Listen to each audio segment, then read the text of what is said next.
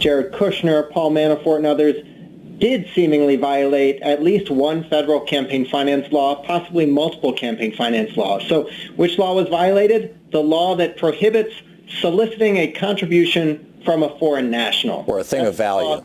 Yeah.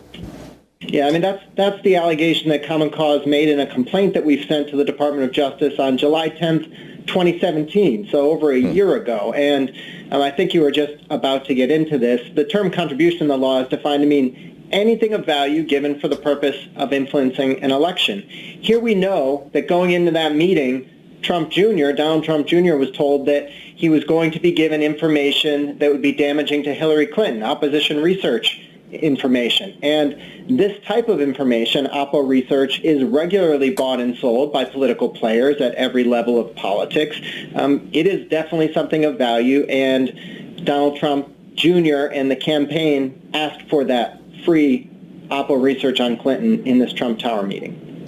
There are reports that it was actually in the public domain. It was on Twitter, and there were some news stories in relatively obscure publications, but this was, before any of this stuff came out, that the Russians had Hillary's emails, that they were going to leak this stuff, that, get ready, et cetera. What's the timeline here? What does this say about, conspiracy to defraud the United States? Conspiracy to commit the crime of violating the campaign laws by taking a thing of value from a foreign actor, that sort of thing. What do we know about what has happened? Well, we don't know whether or not Team Trump did in fact receive something of value from the Russians during that Trump Tower meeting or as a result of that meeting. If Team Trump did, and there's pretty good reason to at least believe they may have and to conduct a thorough investigation, then that opens the door to several other violations of federal law, including other provisions of the Federal Election Campaign Act, as well as provisions of the criminal code. So what are those additional violations? I already mentioned violation number one that looks like it occurred regardless of whether they got anything of value. That's the ban on soliciting a contribution from a foreign national. If they in fact received something of value, hacked emails that were stolen from the Clinton campaign or the DNC, or any other valuable campaign material, we're looking at additional violations of receiving an illegal foreign national contribution. That's a violation of the campaign finance laws. And failing to report a receipt of an in-kind contribution, another violation of the Federal Election Campaign Act. And it's that failure to report that opens the door to other prosecution for other crimes, including, for example, the one you just mentioned, conspiracy to defraud. Now, the Department of Justice has historically relied on that crime, conspiracy to defraud, to include instances in which a candidate or other political player has tried to mislead the Federal Election Commission or obstruct the FEC's enforcement of laws like the ban on foreign national contributions. So filing an incomplete disclosure report with the FEC, that is subject to a charge of conspiracy to defraud. There are a couple other criminal statutes that prohibit lying to the federal government. And we also have attempted conspiracy counts that could be thrown on top of all of these. So, by my math, that gets us to, if they in fact received something of value from the Russians to influence the campaign, at least 6 different counts of federal law violations. Wow. And so, correct me if I'm on my timeline here, if I'm wrong on this, but my recollection is, well, actually, it was either, there was a meeting, there was an event on July 7 and an event on July 9, and I don't remember which one was the meeting in Trump Tower and which was Trump telling an audience that any day now he was going to be releasing, that in a week or two he was going to hold a press conference and release dirt on Hillary. But he never held that press conference. He never did that. But the stuff came out from Guccifer and, via WikiLeaks and all that. So what if they had this meeting and said, the Russians said, okay, we've got this information for you, and say somebody who actually had some understanding of the election laws, I don't know if Paul Manafort qualifies as that, I doubt Jared Kushner or Don Jr., but maybe, said, well, that's cool, but don't give that information to us because that's a clear violation of federal law. Instead, just release it, via WikiLeaks or out to the press, because that's what happened. Would that minimize their liability? I don't think so. It makes the case a little bit more complicated, but the scenario you're setting up would be the Trump campaign suggesting to the Russians that they disseminate this information independently. Or vice versa. I mean, it's possible that the Russians said to the Trump campaign, we know campaign finance law, and you don't want to get yourself in trouble here. Let us do this. So the important point here legally is that if there's actual coordination, if there's conversations between a candidate and an outside group, Russians or an outside political spender, about how the outsider will release info or do something helpful to the candidate, that means that's no longer independent. That is treated under the law as if they'd given the anything of value, the something of value, directly to the campaign. This coordination turns independent political activity into an in-kind contribution to the campaign, subject to the same restrictions as if the info, the Oppo research had been given directly to the Trump campaign. And right. I want to mention one other thing, because you're mentioning who might have, whether or not these folks in the room had knowledge of these federal campaign finance laws. I'll tell you who was involved with the campaign, who knew all about the campaign finance laws. The campaign's general counsel, Don McGahn. He was the former chairman of the Federal Election Commission, and today he is White House counsel. I cannot imagine that he would not be involved in these high-level decisions around campaign activity, nor can I imagine that he did not brief the high-level campaign staff at the very least about the rough requirements of federal campaign finance law. And not taking contributions from foreign nationals, that's campaign finance law 101. So this might have been Don McGahn's bright idea to pass along, which raises another, feel free to react to that, but it also raises another interesting question, which is, if Donald Trump's tweet is correct, and that tweet just blew my mind, because I remember when Michael Flynn, when they were closing it, Michael Flynn had hired his son, or his son was involved in his consulting company, and his consulting company was all tied up in this whole Russia-Trump thing. And when Mueller started going after Flynn's son, Mike Jr., Michael Flynn said, hey, don't take out my son. If you stop trying to prosecute my son, I will turn state's evidence. I'll give myself over to you. You send me to jail instead of my kid. Donald Trump, on the other hand, says, yeah, Don Jr. was there. The meeting was about getting this information. And by the way, I knew nothing about it, which says something, I think, about his personality and his ethics and how much he loves his kids. But beyond that, if we were to assume for a moment that Donald Trump actually told the truth in that tweet, that he actually did know nothing about it, what does this mean for Don Jr. and what does this mean for Don Sr.? Well, it means that if Don Sr. knew nothing about this, then he would not be personally liable for the types of crimes that I've been discussing earlier in our conversation. But the campaign committee is a legal entity. It was represented at this meeting by Don Jr., Kushner, Manafort. They were campaign officials. So the campaign committee itself could quite possibly be found to have violated federal law, and the individuals themselves, as agents of the campaign committee, likewise could be found to violate these federal laws. I want to circle back 1 minute to Don McGahn, because Sure. you mentioned maybe this was his idea. Don McGahn knows federal campaign finance law inside and out. I don't want to imply that I believe that any of this was his idea. I think that he would probably have given the correct legal advice to his clients, which is don't do any of this. Now, right. I think it's very possible that Team Trump ignored that advice, but Don McGahn and I have agreed on almost nothing throughout our careers on campaign finance law and issues, but he knows the law, and I think he would have counseled his clients correctly. Yeah, that makes perfect sense. Paul Ryan, the good Paul Ryan, the Vice President of Policy and Litigation at Common Cause, commoncause.org. You can tweet him at the Paul S. Ryan. Paul, thanks so much for being with us. Thanks for having me, Tom. Great talking with you. Fascinating conversation. A lot of stuff to chew on there. A lot to think about. We'll be back with more of the news of the day, and boy, is there a lot of the news of the day, and your calls after this. It's coming up on 16 minutes past the hour.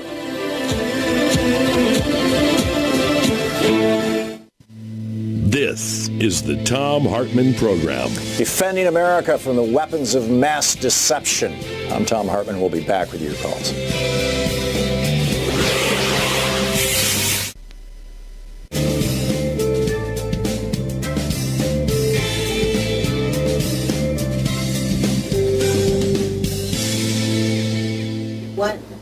And welcome back. Let's see. Darlene in Grand Prairie, Texas, watching us on Free Speech TV. Hey, Darlene, what's on your mind today? Well, a lot of things are on my mind. But today, you have the question, do you regret voting for Trump? The real topic should be, do you regret not voting? Yeah, because that's true of a much larger cohort. Exactly, because I don't think Trump voter is going to ever regret it until it really hits him in the face. Yeah. But the real problem are the non-voters. Yeah, like this. The Trump voters are, to your point, like the guy who just had his wife, the Trump voter, the Trump enthusiast, the former military, the veteran who just had his wife deported, and he's like shocked. Oh my God, I didn't realize that Trump was going to do that. Yeah, well, they don't listen to him anyway. But I'm still wrestling with why did these people not vote? Well, there was a large and active campaign to encourage Democrats not to vote. To say that, oh, Hillary Clinton is just a shill, or she's just this or just that, and they're equally corrupt, and Tweedledum, Tweedledee, et cetera, et cetera. And we were hearing this from the left. I was not saying this, but you were hearing this from some people on the left, and apparently we were hearing this from the Russian Internet Research Bureau posts on Facebook and Twitter all over the place. So I think some people just internalized that, and a lot of people voted Green. I mean, the Green Party. I don't know that it beat the margin of victory in any of those states, but it certainly didn't help. And this is why I loved it when David Cobb ran for president on the Green Party ticket. I think it was in 2004, and he said, if you live in a swing state, vote for the Democrat. If you live in a solidly red or solidly blue state where your vote is not going to have that much impact, feel free to vote for me. And, that made sense to me. I thought David ran an ethical campaign, but Jill Stein did not do that. Ralph Nader did not do that. And ultimately, Ralph Nader not doing that hurt us in Florida and gave George Bush the presidency. Some would say. Ralph would say, no, it wasn't that. It was voter suppression, and which I agree with. But. I don't even think it was Florida's fault for getting Bush elected. If Gore had won his home state, he would have won, and he didn't even need Florida. Yeah. But he lost Tennessee, so I blame Tennessee.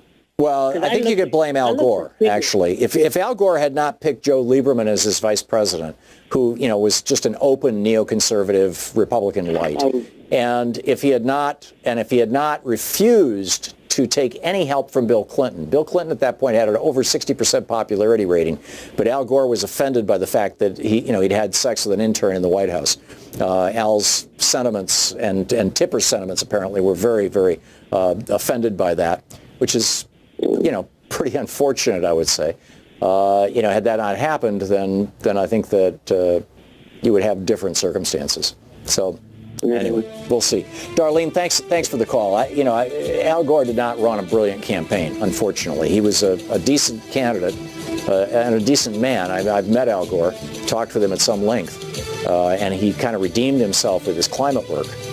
But whoever was advising him on that campaign, particularly whoever advised him to put Joe Lieberman on the ticket with him, turned off a lot of potential voters. We'll be back. It's 20 minutes past the hour.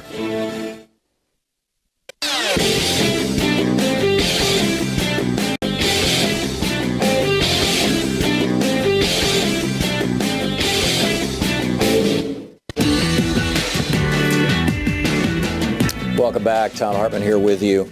We were talking about we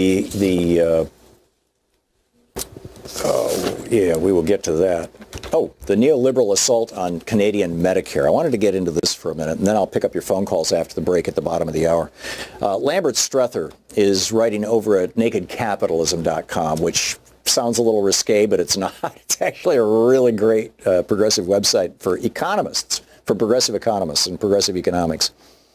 And there is a playbook that neoliberals use, and both in the Republican and Democratic Party, and particularly neoliberals in the media, there is an actual playbook that they use to take us from publicly funded programs to privatized programs. Whether it's the electric grid, you saw this played out with Enron in California, whether it is the water system, whether it's the septic systems, whether it's public schools, whether it's public health care, whether it's the Veterans Administration, whether it's the Social Security Administration, whether it's the post office. You see all these things that we all collectively pay for, that we all collectively want to be produced for the benefit of all Americans at the lowest possible cost. And without the profit motive, because these are things that affect all of our lives. These are things that directly have to do with life, liberty, and the pursuit of happiness, as opposed to just getting stuff.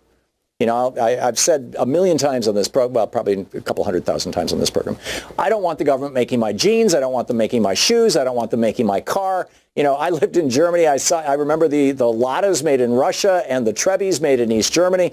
They were terrible cars. Right, these little 3-cylinder cars in East Germany, going down the street, just, you know, blowing smoke out the back because they were 2-cycle engines.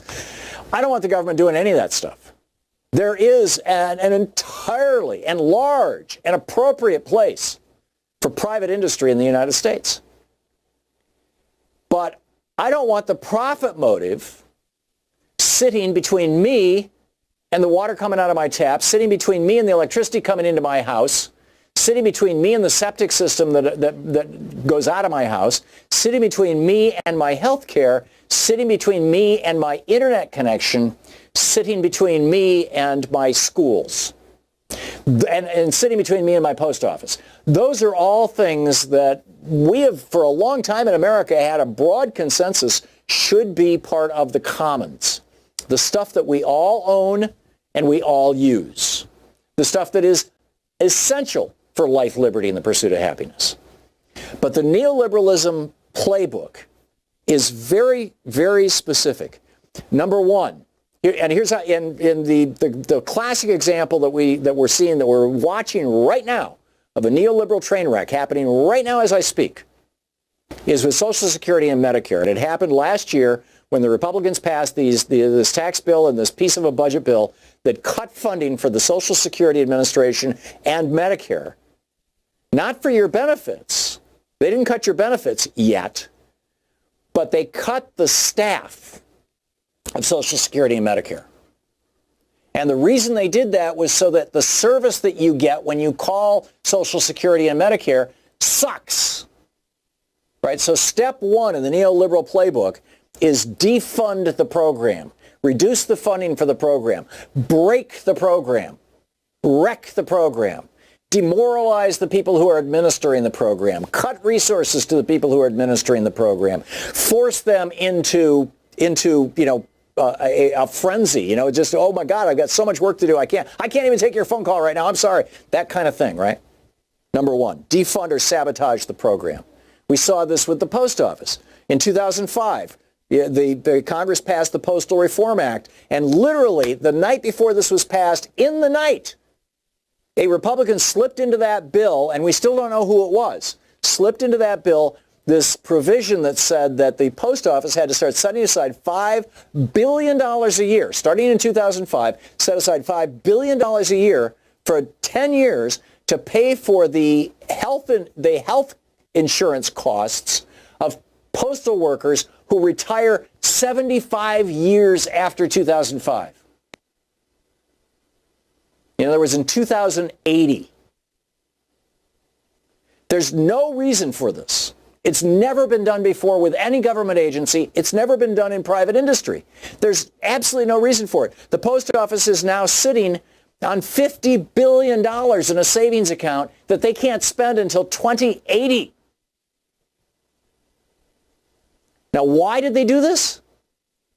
To dramatically damage the service of the post office. The post office in 2005, when they passed this law, was on the verge of electrifying their entire fleet. But they had to break it. They had to break the post office first. And then they could call for step two. They could say, there's a crisis. Oh my God, there's a crisis. Social Security's in a crisis. Look at the long wait times and they're doing this, by the way, with the Canadian healthcare system right this minute. Oh my God, look at these long wait times in Canada. Well, actually, they're not. But, this is, so declare the crisis. Number three, call for privatization. Oh, we've got to have privatization. This is what they did with the Veterans Administration. They said, veterans, the VA is not taking care of our veterans in a timely fashion. This is after years of cutting funding for the Veterans Administration. The VA is not keeping up with the demands of the Veterans Administration as a result of the two wars that George Bush lied us into, Bush and Cheney. They said, oh my God, there's a crisis. The Veterans Administration, we're not going to give them enough money to serve people. Then they said, oh my God, there's a crisis. People aren't being served. Then they said, let's privatize part of the functions. And President Obama actually went along with this. Right? I mean, we gave people these vouchers so that they could go to private practitioners. And then number 4, profit, ka-ching, we're making money off what should be a public function.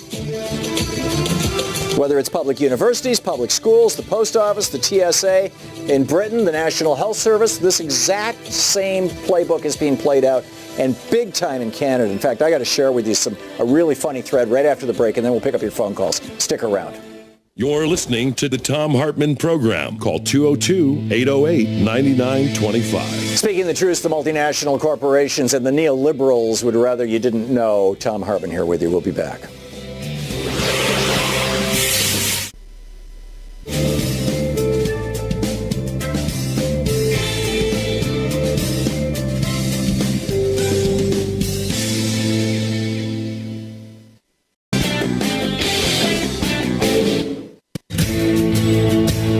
Welcome back. Thom Hartmann here with you. I'll get to these tweets on Medicare, on Canadian Medicare in just a moment, because we've got a couple of Republicans who called in to talk about voting for Trump. Dennis in Safety Harbor, Florida, listening on Sirius XM. I promise to be decent to you, Dennis. What's up?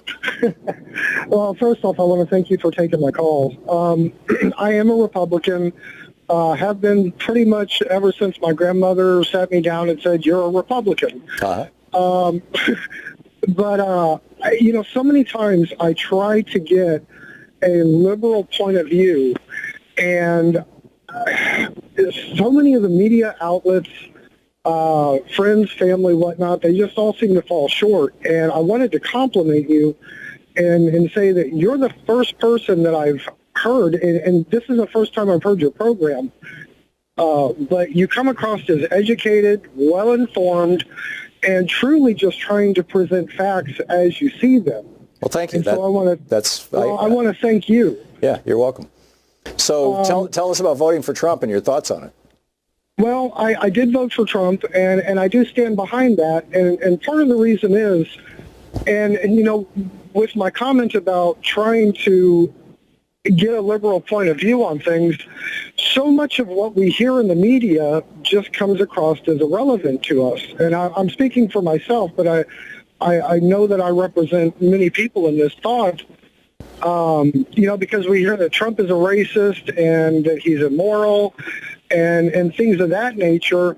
And it comes across as irrelevant to us because we can look at times in the past where, okay, so he's immoral, this whole thing with Stormy Daniels and whatnot, but why is it important now but not when Clinton was in office?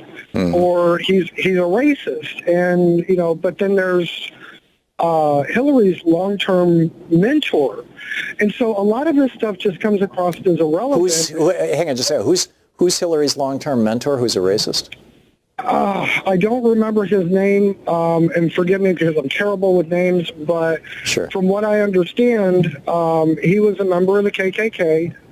There was a interview that I had seen of him where he was talking along those lines, and I wish I could remember his name, and I apologize. Yeah, that's okay, Dennis. I have no idea who you're talking about, but I'm guessing that's a story that was kind of confined to the Fox Newsosphere.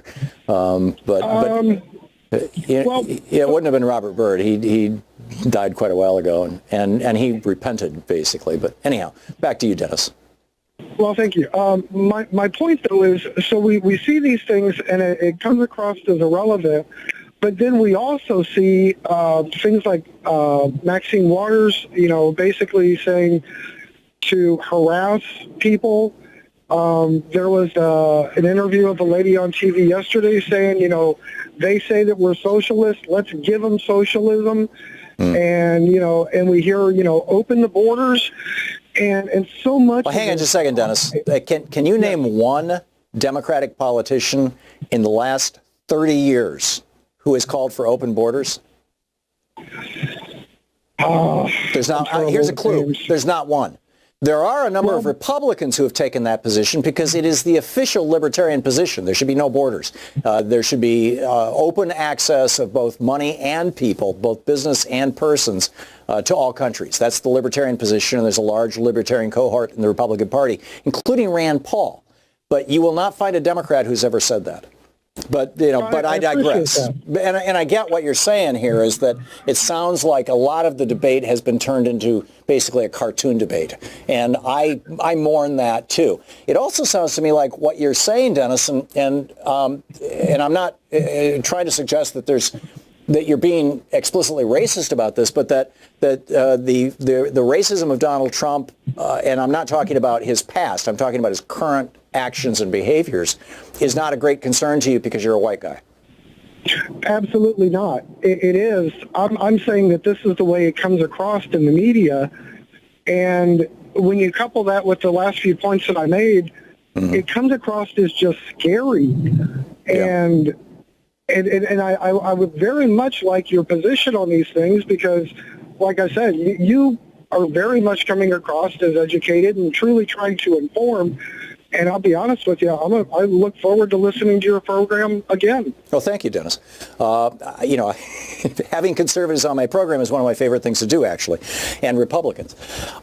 With regard to the border, I'm right there with the entire Democratic Party, which is that our country needs a strong immigration policy or comprehensive immigration policy, and we need strong borders that are enforced.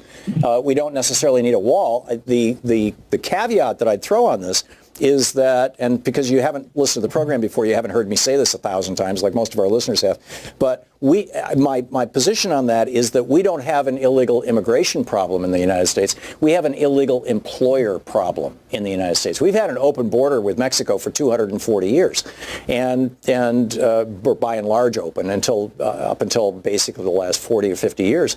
And you had people coming north during the picking season, and in fact, Eisenhower even tried the program called the Bracero program, where they gave these people a card, basically, permit to enter the country for up to 6 months to pick crops in California and Oregon and whatnot. And then they would go back south and go back to be with their families with a pile of cash.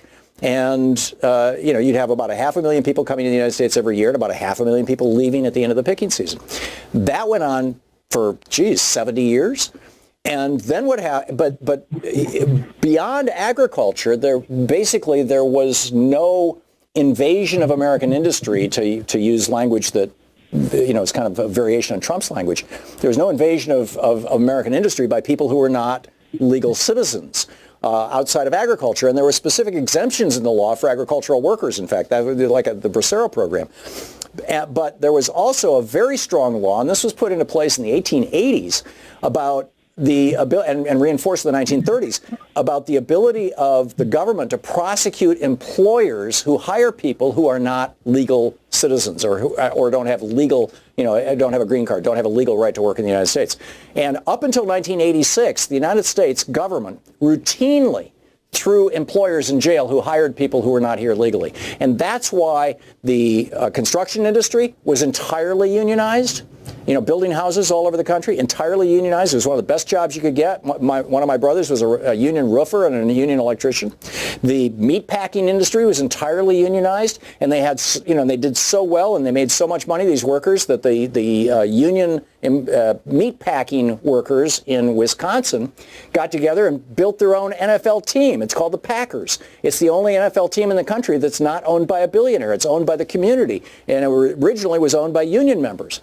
But what happened was in 1986, when Ronald Reagan gave amnesty to 5 million people, that wasn't the big thing that he did with his so-called immigration reform. The big thing he did was he officially stopped prosecuting employers. And so for the last 30 years, you've got meatpacking plants in Minnesota and construction sites in Las Vegas and other industries all over the United States who literally are placing Spanish language ads in tabloid newspapers that are being passed out for free on the Mexican side of our southern border. They're help wanted ads. If you can get to this city in Wisconsin, you've got a job. And those union jobs that used to pay the equivalent of maybe $30 an hour in today's money are now paying $12 an hour, or $8 an hour, or $7 an hour. $7.25 an hour. So we need to start putting employers in jail again. And Trump is not doing this. You know, when he did that big, well-publicized bust of 7-Eleven, who went to jail? The workers. The guys who owned the franchises? Nope. 7-Eleven? Nope. No fines, no penalties. Maybe there was some fines, but basically nobody went to prison. And when we start putting rich white guys in jail again, you're going to see these formerly unionized industries come back. So I don't remember the other topics that you were raised, Dennis, but that's my take on immigration.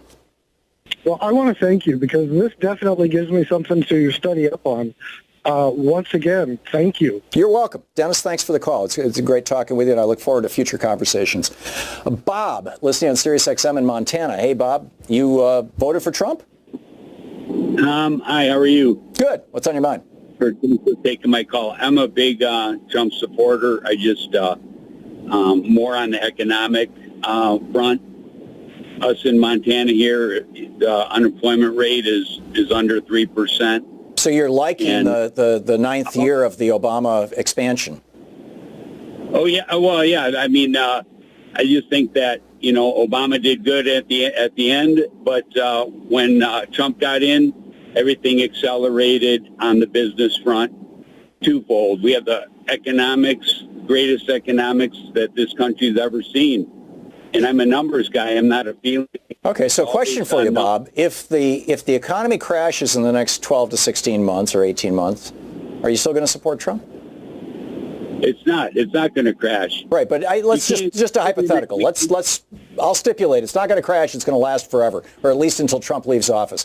But if it does, would that cause you to question your support for him? It's going to be a 15-year boom here. Well, I hope so, because a lot of people get hurt when the economy crashes. But if it were to crash, would that cause you to question your support for Trump if you're kind of a single issue voter here on the economy? Well, obviously, yeah. Then I would have to look back at what caused the crash. Was right. it the tax? Was it the tax? Cut. Changing the tax laws, or was it is the deficit? $21 trillion in deficit. Yeah, he just added $1.5 trillion to the deficit for this year. Oh, yeah, I know, yeah. But Obama, what did we do with Obama? $9 trillion over the 8 years? We're still on that pace. I don't think it was that much, but yeah, absolutely right. The wars in Iraq and Afghanistan really hurt us badly.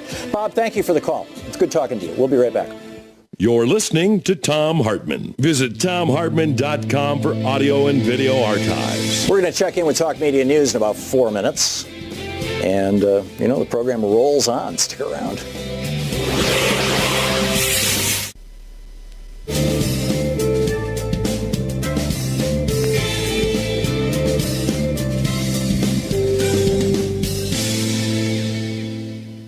And welcome back. Louise in Portland, Bruce in Portland, watching on Free Speech TV. Hey, Bruce, what's up? All right. I'm reminded of this frustration constantly. It's like, for example, you had a caller named Jesse who listed all the unprecedented climate catastrophes that we're experiencing, and we get up to that point of listing all these things, and we don't take that extra step and say, well, every time you turn your car on, you're creating greenhouse gases. Every time you get in an airplane, you're doing it. All the free trade in the world is by ships. I mean, we're really deep into fossil fuels. Yeah. My point would be, go renewables. It will pull the rug out from under Trump and the Koch brothers and all of those fossil fuel people. I agree with you, Bruce. I'd like to recalibrate your message slightly, and you tell me what you think of this. My concern is that when you say, oh, it's you driving your car or you flying on an airplane, basically what we're doing is blaming the victims. We're also the victims of climate change. And it's not like I have a choice. If I want to, go visit my kids, I have to drive in my car. If I want to, go visit my brother, I have to get on an airplane. There's just no other way to do it. Oh, actually, I could drive, but the airplane is far more fuel efficient, as a way to get from here to Michigan, for example. So, what we need are policy changes. And I absolutely agree with you. It needs to be renewables. But that has to be driven from the government. Right now, we're giving a $300 billion a year subsidy to the oil industry, which has been going on for almost a century now. Not $300 billion, but it's probably in today's in the $1890, it's the equivalent. We've been giving this huge subsidy. I mean, actual cash out of your and my taxes is given to the oil industry, $300 billion a year. The mining industry, the coal mining industry, getting billions of dollars a year in subsidies. The natural gas industry, billions of dollars a year in subsidies. And this doesn't count, for the oil industry, this doesn't count the cost of protecting the shipping lanes from Saudi Arabia, which is another multiple billions, probably hundreds of billions of dollars a year. And we will not and we're marginally subsidizing anything that's renewable. And basically what Trump has done is do away with all the subsidies that Obama had put into place. It seems to me like we should be rewarding the stuff that's going to keep us from being destroyed and stop rewarding the stuff that's destroying us. I'm sorry if I came off like a blamer. I'm just trying to state how deep we are in the use of fossil fuels. Your point is well made. I absolutely agree with it. Like the March on Washington, people weren't doing us a favor by burning all kinds of fossil fuels to get there, even though I support it. It's a real complicated and conflicting thing for me that people aren't, even Naomi Klein, who wrote that beautiful book, She wrote an article in Harper's and also the Sierra Club magazine, and she didn't mention renewables. And somebody should be running down electric vehicles. We have an electric vehicle, and we get all of our electricity in Portland from renewable sources. Yeah, I do too, and we plug our car in every night, and we love it. Bruce, thank you for the call. I got to run here. We're hitting a break, but and we're going to check in with Talk Media News. But thank you very much for your call. We'll be back. It's coming up on 10 minutes before the hour.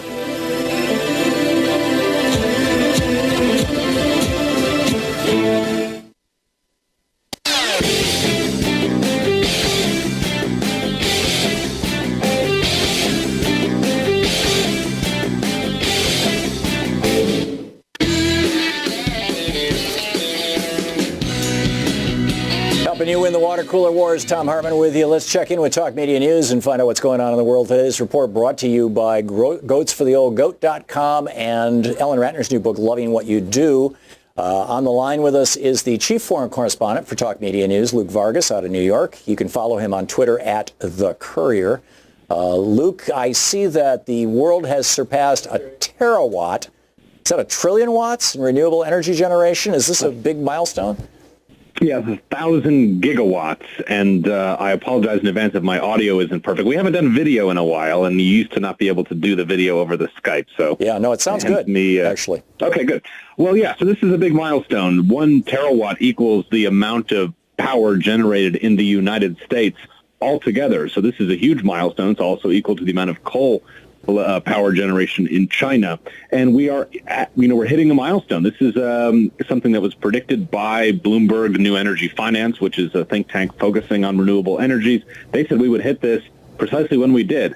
What we've actually done is sort of beat expectations, because their calculations about 5 years ago about how uptake of renewable energy was going to occur did not think that photovoltaic cells, these solar cells, would be as cheap as they are. And in fact, prices have come down faster than anyone expected, which is a great thing. Of course, we now have President Trump putting tariffs on imported photovoltaic cells, which is going to probably slow down some possible uptick that could have occurred in adoption of solar energy in the United States.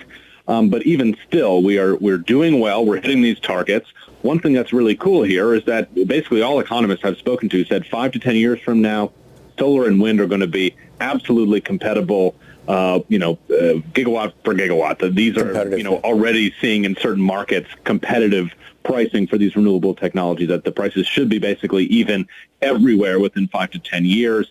And it took us 40 years and 2.3 trillion dollars to get to this first terawatt of renewable energy. The next terawatt is going to cost half as much, and we're going to install it within the next 5 years. So this technology is really accelerating. One problem, as I mentioned, are these Trump tariffs on imported PV cells. And uncertainty, which I think everyone can understand about really if the Trump administration has an all-of-government approach that takes renewable energy seriously. But on the upside, one surprising positive comment coming from the Union of Concerned Scientists when I spoke to them this morning is that the Trump administration has okayed the development of a number of offshore wind farms on various sort of the continental shelf. Right. So just like they're putting oil leases out there, though, they have also been unable to deny the impact that can be achieved by those offshore wind farms. So some good news here in the U.S. and around the world. There you go. And meanwhile, Yale has this group for this program called the Yale Program on Climate Change Communication. Yeah. They've been measuring how Americans understand and think about this whole issue. What can we glean from that? Yeah, I love the Yale program on climate change communication. They're really good at sort of studying American opinions on a whole range of sort of subset issues to climate change as a headline topic. Mm-hmm. They've surveyed 22,000 people over the course of 10 years, now have a good decade of data here. 70% of Americans nationwide think global warming is happening. That's a great number. It obviously ought to be higher in my view, but we only go down as low as 59% in West Virginia, 60% in Wyoming and North Dakota, and the low 60s in Oklahoma, Arkansas, and Mississippi. As high as it gets is in Washington, D.C. 82% of respondents think global warming is real, 77% in New York, about the same in California, and a little lower in Massachusetts. Do you suspect? Concerning. Go ahead. Do you suspect that's going to change following this insane summer? I know. Let me get to what I actually think is the problem here, which is that 36% of Americans say they discuss global warming at least occasionally. That's worryingly low. And only 22% of Americans, and here's where we come in, hear about global warming in the media at least once a week. I have to say I got a copy of the New York Times Sunday magazine last week, which dedicated its whole issue to how the decade we failed to stop global warming several decades ago, and then The Economist has their front cover over this weekend saying we're losing the war on climate change. For those of us, taking in certain types of media, I'm sure, we're in that 22%, right, who are hearing about global warming at least once a week. Pretty worrisome, though, that, it's perhaps an echo chamber for us is other people who are just being entirely left out of this. That's pretty scary when you look at almost 4/5 of Americans not hearing about climate change or global warming at all on a weekly basis. And the other thing that I think is concerning as I look through the numbers is this sort of invincibility complex that Americans seem to have about the risks posed by global warming, which is 70% of people in the U.S. believe that global warming is going to hurt plants and animals around the world. That's great, because it will, and it already is. 62%, though, believe it will hurt people in developing countries. Only 58% of people think global warming will hurt people in the United States, and only 41% think global warming will harm them personally. So the closer this issue gets to you, the more you think I'm insulated from this. It's not something I need to worry about. Maybe I can, people in the developing world are vulnerable because they're poor and they face diseases that I don't. But this is still this severe insulation of the risk of climate change, believing it's not going to come and impact me, I think is probably discouraging action or people pushing from action on this issue. So I see it is worrisome as you look at that perceived risk getting less and less as it comes closer to the person answering the questions. Yeah. And in our remaining 40 seconds here, I wanted to get into Saudi Arabia. This is a big deal in my mind. Canada has called out Saudi Arabia's human rights records. Saudi Arabia is trashing Canada for that. Is the United States going to defend Canada, or are we going to defend Saudi Arabia? Well, by our silence on human rights, we will probably defend by proxy the Saudis, though I don't think we're going to wade into this one, given the fact that the Saudis have called off all business dealings with Canadians. They've revoked 18,000 scholarships for students to study abroad in Canada. The ambassadors have been recalled. I think the 10-second conclusion here is that we might see Mohammed bin Salman pursuing reform to try and increase business in the country, but he's not going to be more tolerant of any dissent against that country's human rights policy. So that's actually going to make his broader economic ambitions, I think, difficult in the years to come. Yeah, and you look at what he's doing in Yemen, for example, it seems like he's just really committed to autocracy. I think a lot of people were hoping he'd be in favor of a little bit of democracy, but apparently not. Luke, thank you so much for being with us. Thank you, Tom. Good talking with you. We'll be back. We're going to check in with Jamal Abdi of the National Iranian American Council right after this. You're listening to Thom Hartmann.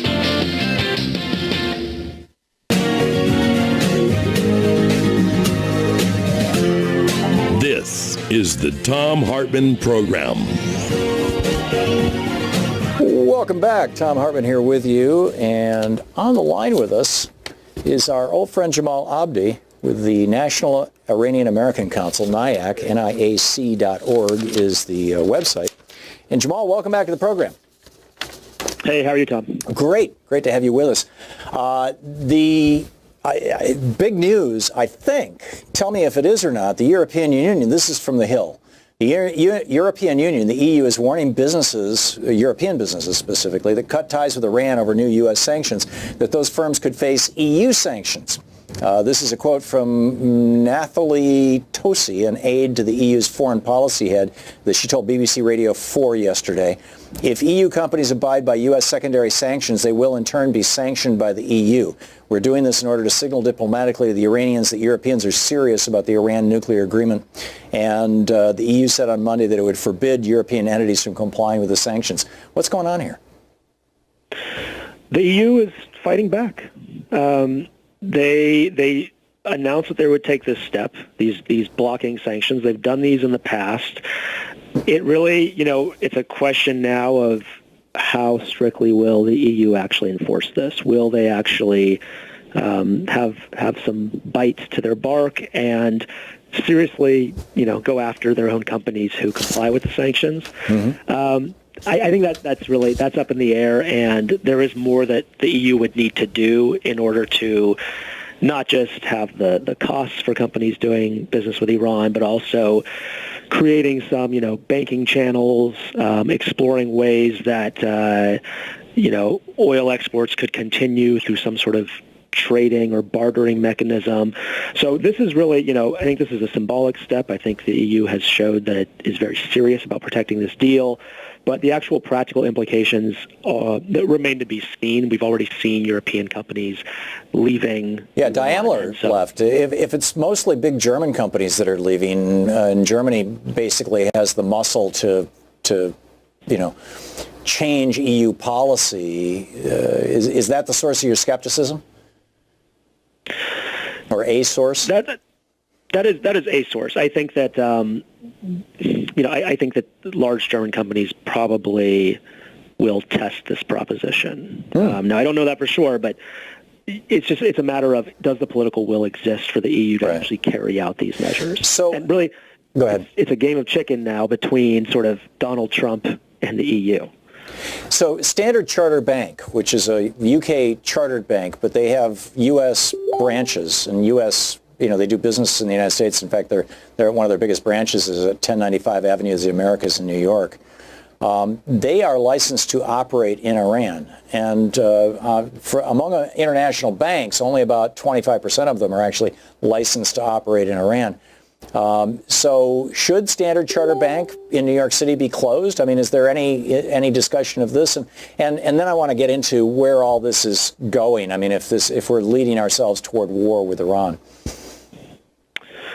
Well, on your first question, that is what I would expect. I would actually, this is the Trump administration posing to the rest of the world, and these banks and companies, you either do business with Iran or you can do business with us. You can't do both.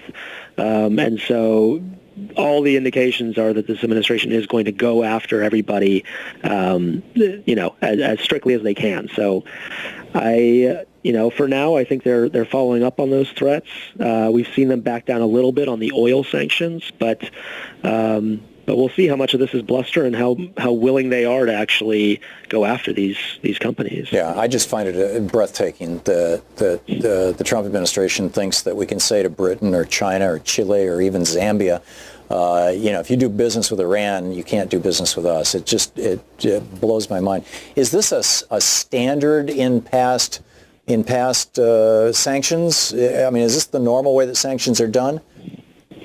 The sanctions on Iran are really the some of the broadest sanctions ever created. So these sanctions, these are sanctions that came into force under the Obama administration, largely driven by Congress.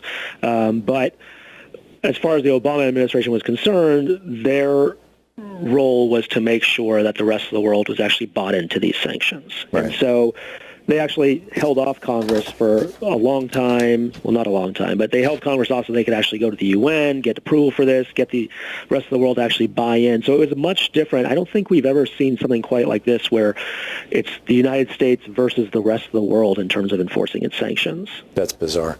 So if we continue with this, and particularly in November, if we start blocking oil exports out of Iran, I understand already, and please fact check me on this, that the value of the Iranian currency has dropped by at least 70%, which means that everybody in Iran, at least on an international basis, is 2/3 less wealthy or 3/4 less wealthy than they used to be, than they were just a year ago, which is pretty shocking. I mean, that's got to have a huge impact on Iran. And I saw a thing in the Financial Times this morning that there were protests in the streets in Iran, in Tehran, yesterday. Could this, if the pressure is great enough on the Iranian government, might it provoke them to, rather than saying, oh yeah, we'll come on bended knee to you guys and do exactly what you want, to instead say, we're going to shut down the Straits of Hormuz, and through which a very large percentage of the internationally traded oil in the world passes, and not just to the United States, by the way. And if they do that, might that be the thing that would lead us to World War III? It's hard to envision anything other than an escalatory cycle right now. Donald Trump's offers of he's willing to negotiate with Iran without preconditions, which were then walked back by Mike Pompeo, who offered a bunch of preconditions. I think that in Iran, they are looking at those things, and politically, it's a non-starter. But there are a lot of question marks about, who is running the policy in Washington. Is Trump serious? But this whole approach is it's something that the Iranian, government and in general, they're just allergic to. This idea that they're going to be sort of forced to the table at the barrel of a gun, and so. Yeah, this threat of closing the Strait of Hormuz, it's not even the action of doing it. Even the threat is a form of leverage that Iran has. Has the Iranian government already issued that threat, or is that implicit? They've suggested it. They maybe have not directly threatened that it's imminent, but. If Iranian oil is taken off the market, it's likely going to mean that Saudi Arabia and others have to fill that gap, and they go into their excess capacity. So if they are running, near their full capacity, and Iran actually takes some steps to, suggest that it's going to do some things in the Strait of Hormuz, that could really do some bad things in the oil market, cause some real jitters, really spike the prices. And this could all happen, ahead of the U.S. midterms. So I think Iran is looking at, what kind of leverage do they actually have, because Donald Trump is going full bore with every piece of leverage that he has. So it's a very dangerous process. Yeah, putting this in a historical context, back in the late 60s, early 70s, when we had, as I recall, 2 Arab oil embargoes or boycott embargoes, produced significant inflation and some serious problems in the United States, but it didn't lead to war. To what extent was Iran involved in any of that, or was that principally the Sunni countries? Gosh, you're asking me historical questions. I'm sorry. That, if you're not sure, that's fine. I'm just curious. Go ahead. I'm pretty sure Iran actually was helpful to the U.S. During the embargo. Yeah, I think that was before the Shah fell, so that would make sense. Yeah, right. Yeah. And thank you for remembering that. I should have remembered it before I asked the question. So what can we do? What can Americans do to encourage our government not to take steps that could lead directly to I'm saying this, that could lead directly to nuclear war. The scenario that I envision is, the Iranians close the Straits of Hormuz, the Saudis, the Americans, the Israelis, somebody attacks Iran. Iran reaches out to Russia and says, help us out here. Russia attacks the countries that attacked Iran, and boom, we're in World War III, a thermonuclear, possibly World War III. A, do you think that that scenario is realistic? We've discussed this in the past. I'm curious your current thinking on this. And B, what can we do to prevent that? Yeah, there are so many tripwires for an escalation towards war, and towards, exactly what you laid out, a war that brings in all of the parties who so far have been fighting proxy wars in the region, but never actually fighting directly against one another. So it's extremely dangerous. I think with sanctions, these are sort of, these are the diplomatic version of a drone strike where they almost are viewed as cost-free, that they can happen behind the scenes and the American public is not really going to be aware of what we are doing. They inflict, damage on populations, but largely out of the public eye. Sanctions, we're going to see humanitarian consequences. We are going to see medicine being denied to Iranians. We're going to see the all kinds of aircraft that can't be repaired, and the cost of goods is going to go up. And so I think it's really important that we talk about these things, and that these are being done in our names as Americans. Yeah. These are collective punishment in our name. It seems to me that if people are in the streets in Tehran or in Iran, that given the type of government Iran has right now, that's going to work to the detriment of reformers like Rouhani and to the benefit of hardline right-wingers who actually would not necessarily be all that worried about a war. They might see a war as a way of strengthening their power. And I'm concerned that Donald Trump might see the same thing. Jerome, we have Jamal, excuse me, we have a half a minute here. Your thoughts? Yeah, this is the comfort zone for the hardliners in Iran's government. They love being in this spot. I think that this may be the death knell of the experiment of engaging the United States, at least for now. And for Donald Trump, I don't think he knows what he's gotten into. I don't think he's actually wrapped his head around this. He thinks that this is North Korea Part 2, and he's going to get some summit out of this. Right. He is surrounded by some of the biggest warmongers, and so this is really dangerous. Yeah, John Bolton in particular. Jamal Abdi, the Vice President for Policy at the National Iranian American Council, NIAC, NIAC.org is the website. You can tweet him at jabdi, A-B-D-I. Jamal, thank you so much for being with us today. Thank you, Tom. It's always great talking with you. I always learn something, and I'm very concerned about this. Thank you. We'll be back. This is the Thom Hartmann Program. It's 18 minutes past the hour. We'll be back with your calls and the news of the day right after this.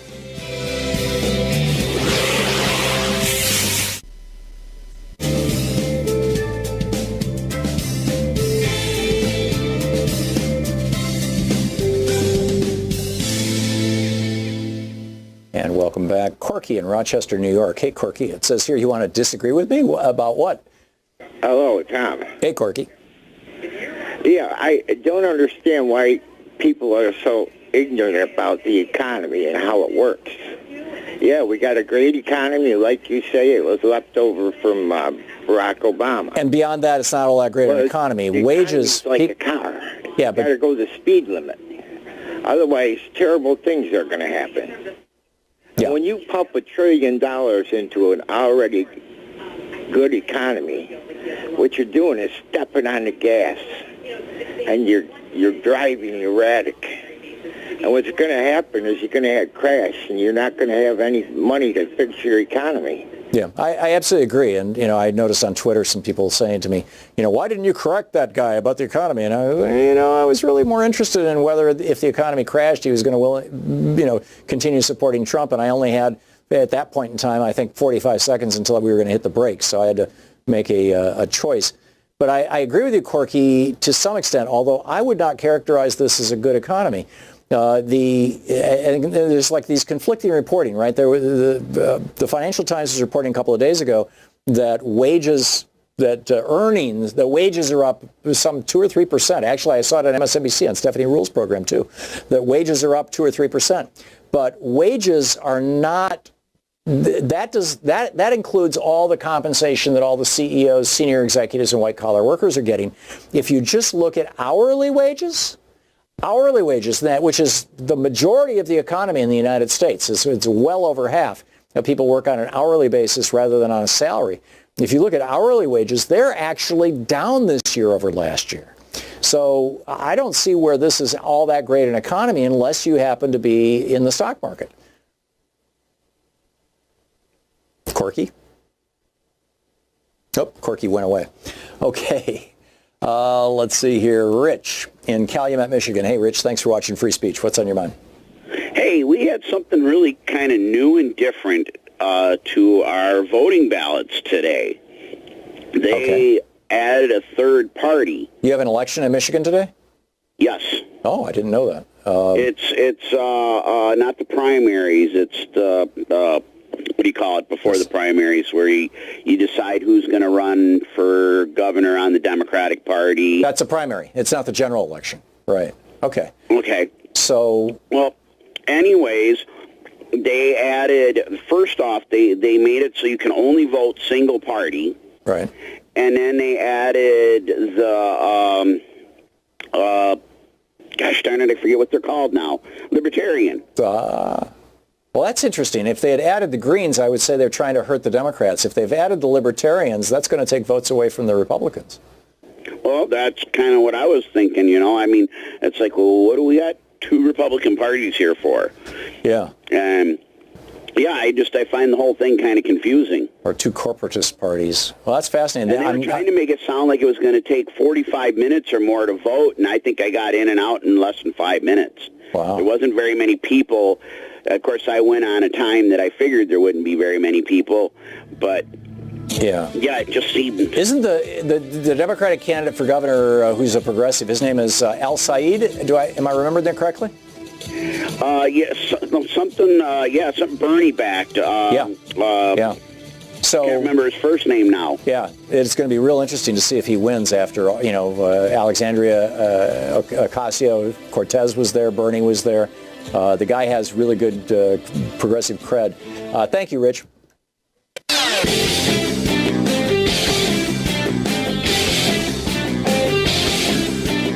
Back.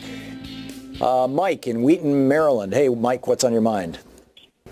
Hey, how you doing, Tom? Good. What's up? Have you ever heard of Negro Wall Street? No. Well, you can look it up. It's now been changed to Black Wall Street. Okay. But it was Tulsa, Oklahoma had a community. Oh, yes, I have. And then you're talking about back in the day when the Klan rioted and killed all those people and all that stuff. Well, it wasn't really the Klan. It was the white community that went that became a mob, and that was when bombs were, Molotov cocktails were dropped from airplanes, and based on a white woman lying again. Yeah, like with Emmett Till. Man. Yeah. Right. And this was during the most segregated period because the destruction of Black Wall Street or Negro Wall Street. I wish you'd do some research on it because, when people come here from faraway land, thousands of miles, when they come here, they create little enclaves, and they find things that are, people that have it, from the same place that have something in common.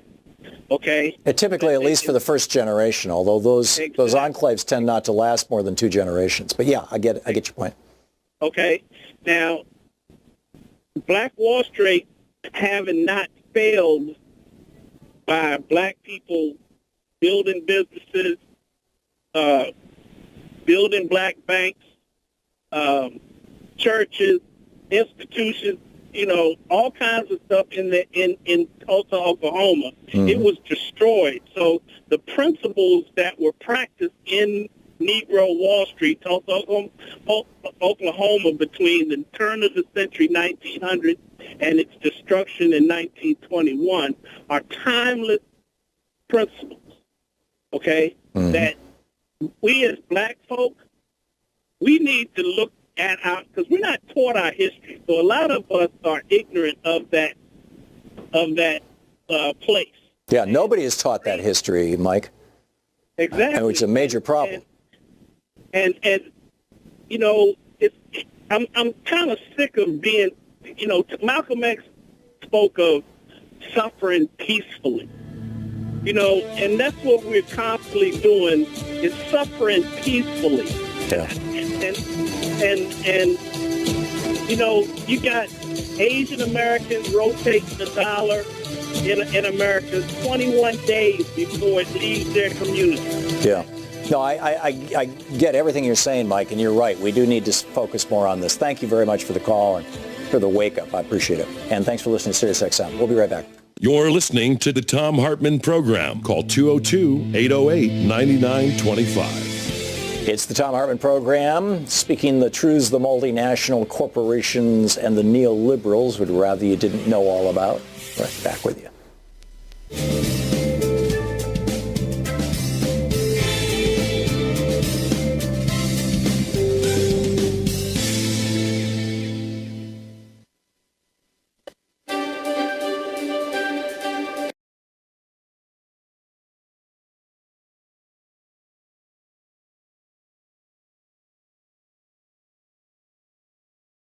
Continues. It's 34 minutes past the hour. Thom Hartmann here with you. I just wanted to catch you up real quickly on two things, and then I'll pick up your phone calls.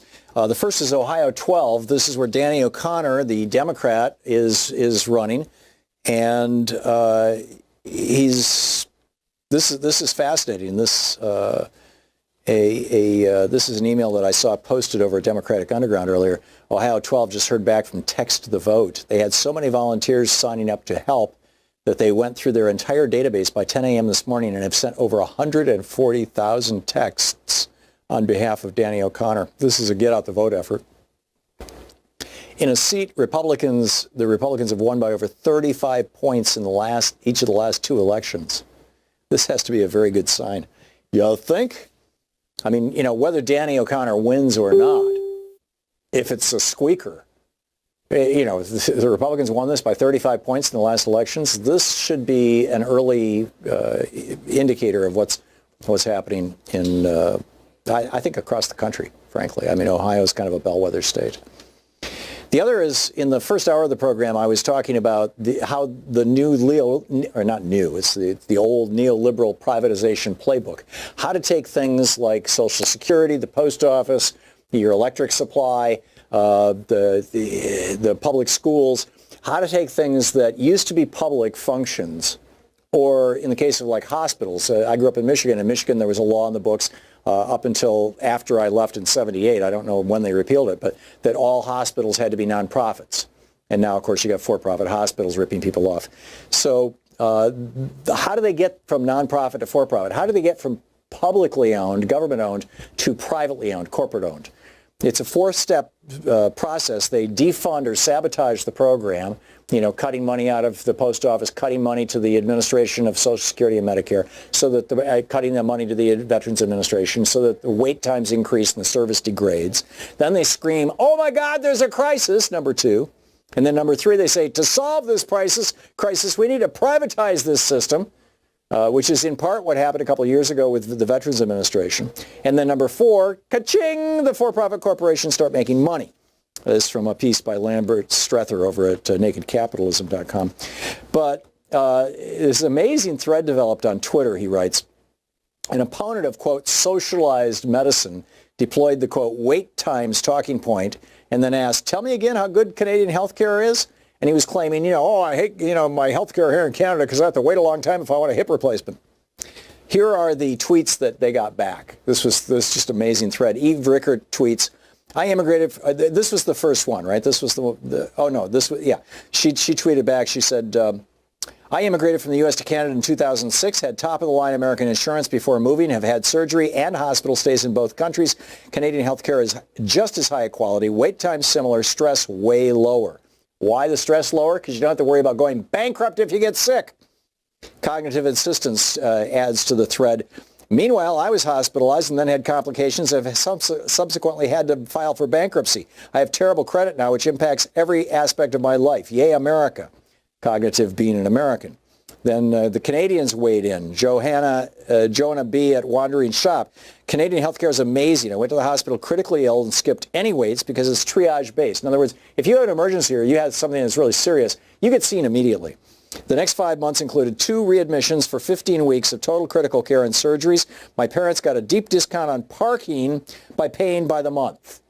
My entire hospitalization cost $22, and that was for the parking. And then she says, adds, oh, well, I guess there was a couple bucks a day that to have my own cable TV as well, because I was bedbound with IVs in both arms, so I didn't want to go to the lounge or hold a book. Still, amazing system. In the U.S., I'd be dead. Paula Simons weighs in. My husband needed brain surgery here in Canada. World-class neurosurgeons removed a wedge of his skull, used lasers to remove scar tissue on his temporal lobe, then put his skull back together. My biggest expenses were parking and snacks for stress eating. Terry K. writes, my father spent a week in a hospital, ambulance to the airport, air ambulance across the island, ambulance to second hospitals, 3 days there. Only cost was mom driving across the island to be with him and aforementioned parking and snacks. Zoe York replies, yes, my first son was born 7 weeks early, and granola bars and a month-long parking pass were my only expenses. You want to know how good Canadian health care is? Take a seat, son. I got all day. Voyage Vixen weighs in, I love our Canadian healthcare system. Broke 2 bones in my leg, and the same day, an excellent surgeon fixed it. No wait, no cost. In USA, 45,000 people die a year from no healthcare coverage, and many others lose everything financially. And I would add, by the way, more than half of all bankruptcies in the United States are because somebody got sick. The number of bankruptcies in Canada because somebody got sick, 0. Corey replies, some people wait for some procedures because of triage. A life-threatening emergency will be cared for. I had my appendix out a few years ago, including ER, ultrasound, ambulance transport between hospitals, CT scan with contrast, IV fluids, meds, surgery, overnight stay, cost 0 in Canada. John Cullen says, another appendectomy here in the hospital at 1, saw a doctor at 3 p.m., right? At 1 p.m., saw the doctor at 3, ultrasound at 5, CAT scan at 6, on the surgery table at 8 p.m. Overnight stay, meds, and get this, the doctor found I also had a herniated belly button and fixed it for free. I got a 2-for-1 surgery, cost 0. That's the Canadian healthcare system. But the neoliberals nonetheless are going, oh my God, the wait times, oh my God. Chuck in Mosher, Louisiana. Hey, Chuck, thanks for listening to Sirius XM. What's up? Hey, hear me? I hear you just fine. What's on your mind today? Hey, good to talk to you. I listened to you forever. The guy that called earlier talking about the stories he hears about Hillary Clinton's mentor being a racist. Do you know that is Robert Byrd they're talking about? So yeah, in fact, somebody tweeted the link to Fox News about that. I didn't know that Robert Byrd was Hillary Clinton's mentor, number one. And number two, yeah, Robert Byrd, when he was representing West Virginia back in the day, pre-1965, was a member of the Klan, actually. He renounced that and apologized for it repeatedly. And, I'd say the last 20 years of his life were pretty exemplary, wouldn't you? Well, yeah, that's what I'm saying. Anytime I say anything about, pointing out the racist tendencies of Trump, they always get back from all the right-wingers, but Hillary Clinton's mentor was a member of the Klan. But they don't mention the fact that, in his later years, he recanted his racist past. Plus, he was praised by the NAACP when he died as an exemplary, human being, basically. Yeah, absolutely. Yeah, these myths that Fox News creates just live on, and the sad fact that the Fox watchers, the Fox viewers, particularly chronic Fox viewers, don't get is that Fox News was created by Roger Ailes and Rupert Murdoch. Rupert Murdoch is a billionaire.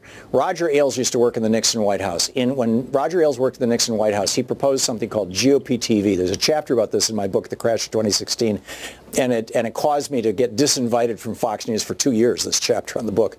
And Roger Ailes, that's not a surprise. Yeah, Roger Ailes proposed GOP TV. Let's create our own television network, and the Nixon administration couldn't get funding for it. And so finally, Roger found a billionaire who wanted to promote the interests of billionaires and get average working people to be voting in a way that would help billionaires. And that was, of course, Rupert Murdoch. And he had done the same thing in the UK with newspapers. And so he created Fox News. He lost $100 million a year for 5 years. Almost $500 million before he made the first penny.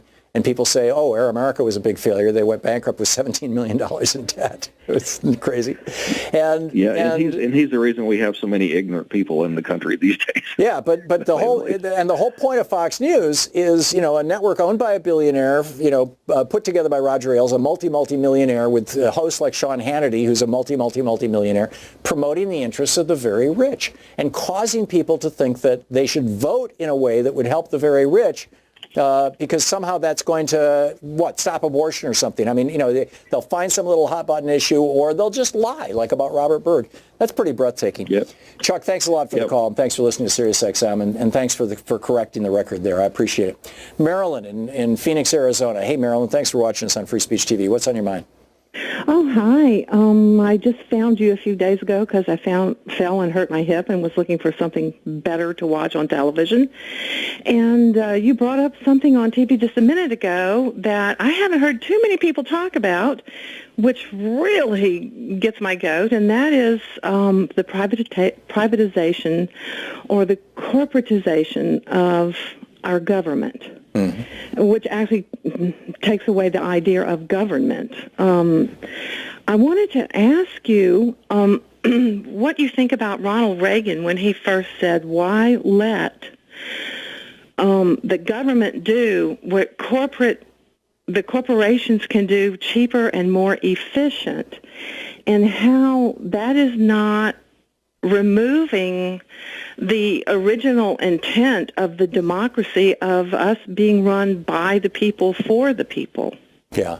Reagan might have believed that, and a lot of people did believe that in the 1980s when Reagan became president, that corporations do things more efficiently and less expensively than government. And I suppose if you're looking at the Soviet government, where they were making cars and computers and TV sets, it might have actually even been true, although I've never seen a study that demonstrated that. Government doesn't have the overhead of profit. On the other hand, business has, in order to maximize profit, the incentive to streamline their operations. So there's a balance between the two. But the fact of the matter is that Reagan wanted to privatize basically everything. And there are a lot of things that government actually does better than private industry that are those are the things that have to do with the commons. They have to do with all of us.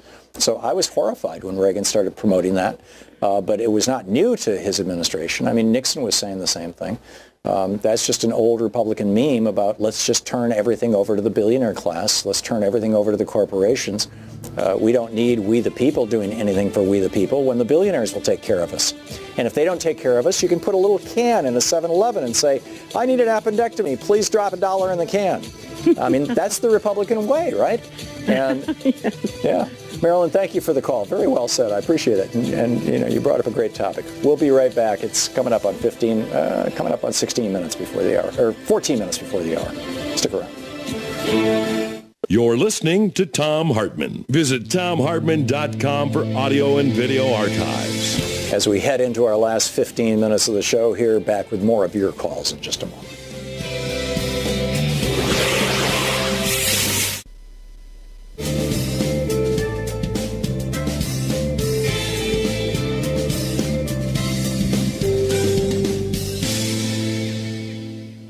And welcome back. David watching us on Free Speech TV in Torrance, California. Hey, David, what's on your mind today? Yes, hi. I like your program, and I'm one of your supporters. One of this, for the first time in a long time, I'm seeing that Democratic candidates, they're seeing how important the messaging is, and they're seeing that the messaging is actually getting some effect even in the Republican areas. Yeah, I think Bernie was a big wake-up. When Bernie's some of his huge victories, Michigan and West Virginia, totally unexpected. Yeah. Yes. One of the things that since a lot of progressive people are watching or listening to your program, I think it's not a bad idea for the people to propose what their proper messaging would be for the upcoming election. Like you had the same kind of things. You ask people which candidates they like for the election? How about asking people what messaging they like for the upcoming election? And those surveys have been done, David. And what people have found, or what Democrats have found anyway, the Democratic pollsters, is that the number one issue right now in the United States is health care. And I think most Americans would love to have something like the Canadian system, number one. The second issue seems to be the economy and economic security. And that ties into good jobs, raising the minimum wage, strengthening labor unions, flipping our Supreme Court decisions upside down. And then there's a whole bunch of issues that kind of come into the third tier there. Yeah, I think one of the good message that I propose is that economic justice for working Americans. I mean, that would be a good message for that's that second tier message that I was mentioning. And I think that in particular the progressive candidates are picking this stuff up and running with it. And the rest of the Democratic Party is slowly kind of waking up to the reality of this. But I expect that by November you're going to, and certainly by the 2020 election, you're going to see so-called mainstream Democrats who typically take a lot of corporate money, who've even been taking money from health insurance companies and big hospital groups, starting to say it's time for Medicare for all. It really is. And because they're more interested in getting reelected than they are in getting an extra $1 million in their campaign coffers. Usually there's a relationship between the two, but when you got a really hot issue like health care for all, Medicare for all, something that Bernie really made real for Americans in a very real way, and then Hillary Clinton did as well. I think that that's something that you can't just kind of blow off. I'm not sure where the third, fourth, and fifth messages should be. David, do you have thoughts on where they should be? What they should be? Excuse me. I don't know. I just this is okay. I would say something broadly. I think at you and see what you think about it. Yeah. Well, thank you, David. I appreciate the call. I would say broadly something like stop neoliberalization, but that's not a bumper sticker, right? But stop privatizing things and build the commons.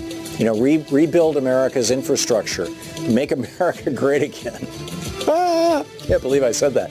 But that's what we need to do. I mean, not in the Trump sense, but actually Trump campaigned. We're going to spend more money on infrastructure. It hasn't happened, but he campaigned on it. We'll be back.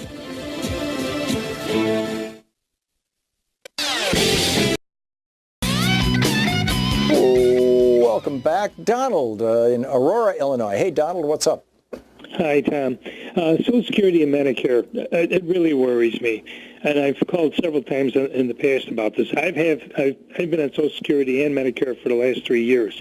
Thank God for Medicare. I lost my house. I had 2 cancer surgeries. People don't know what they're going to lose until they lose it. They're not going to find out. Right. What worries me about this whole thing is even if we take back the house, they had made such a mess of this of our budget that could it be so where the Democrats might be forced to cut Social Security and Medicare to accommodate, just to keep it going?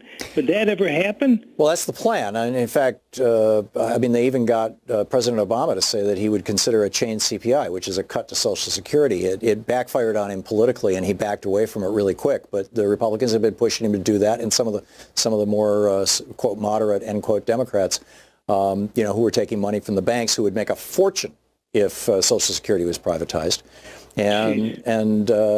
But I'm frankly more sanguine about the possibility that we're going to see Social Security and Medicare strengthened rather than cut.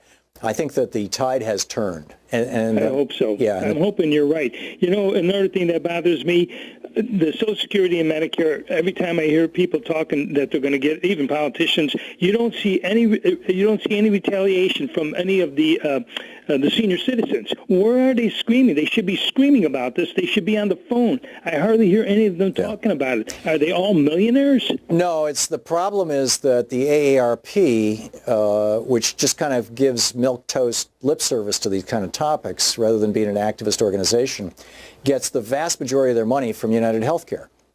And I mean, the vast majority. They're the AARP headquarters in D.C. I've been there, or I've walked by anyway.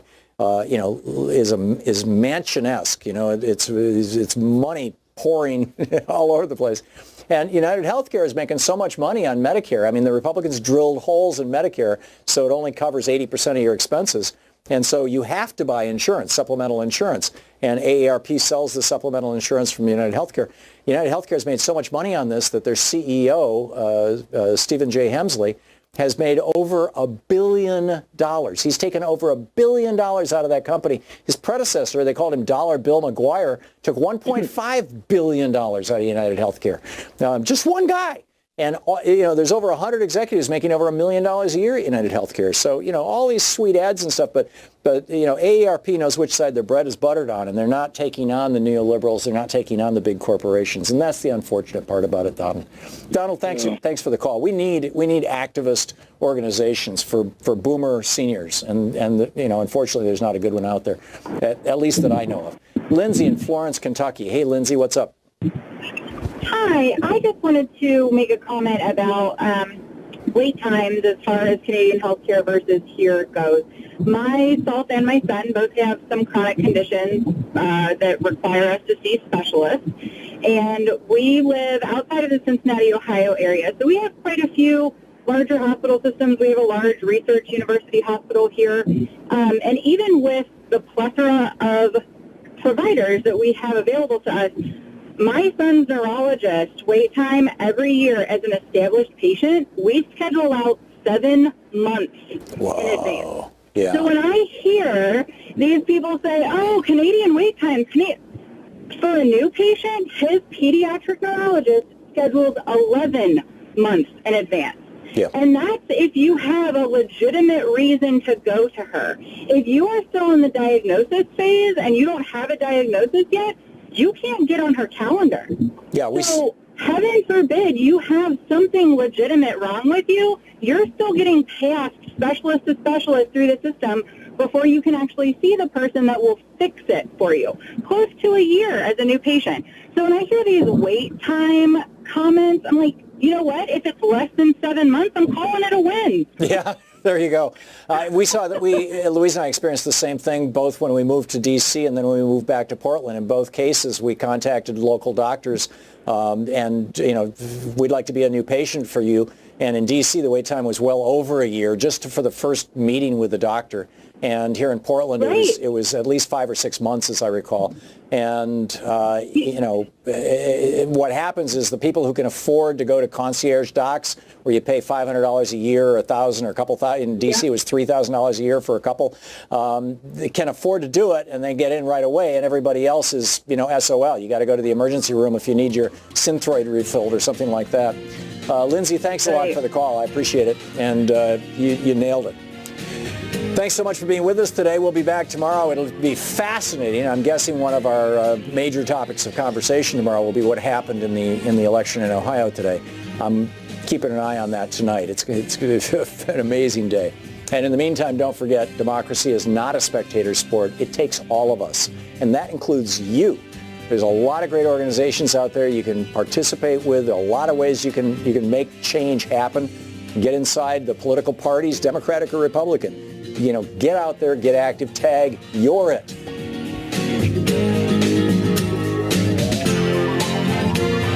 You've been listening to Thom Hartmann.